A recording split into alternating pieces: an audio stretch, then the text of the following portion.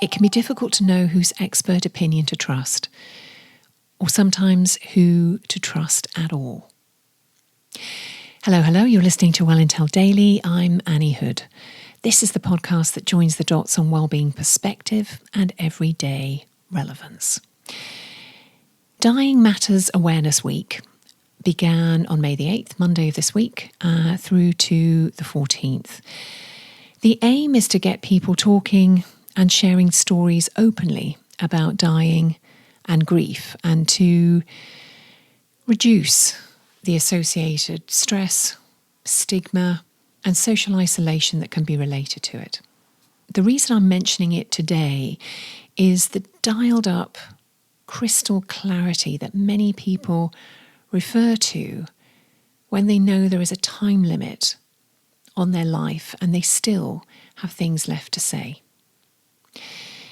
Pete Betts is one of the world's most revered and experienced environmental negotiators. He also has terminal cancer, and he spoke up recently in an FT piece called 13 Lessons from a Climate Change Diplomat with Months Left to Live. I'll include a link to the article in the episode notes. If you can't access it because it is behind a paywall, do contact me and I will gift that article to you. I'm going to talk about 3 things out of the 13 that he highlights. Number 1, the real output of COP, which of course is Conference of the Parties for Climate Change. The real output of COP being wildly misunderstood. He talks about the need for a much bigger spotlight on the failure of countries such as China, whose emissions are bigger than those of the entire developed world put together.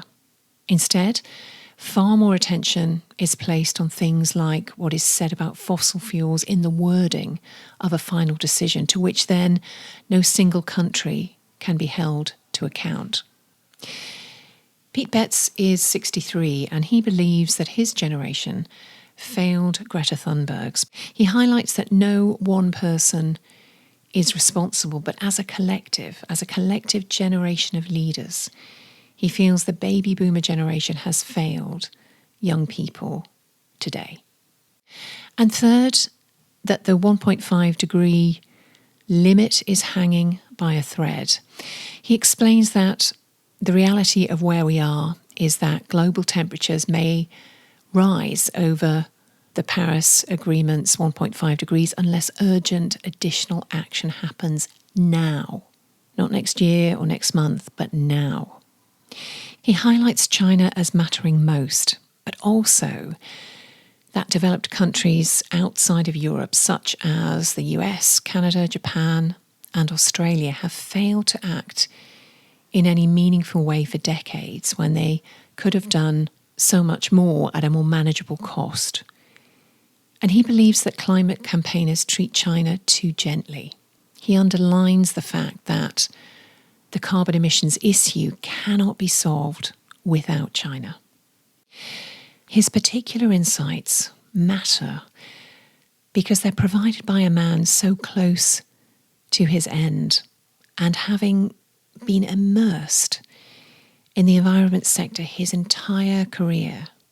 One feels instinctively that he holds a deeper truth and gravitas. He has nothing to lose and seeks to convey a no-holds-barred reality check. Next week heralds a turning point and a new chapter for this podcast. I'll tell you more then. For your own conversation, advisory, guidance, or if you just fancy a chat, contact me at wellintellect.com or direct message me. Do follow, share, review, and of course, be well.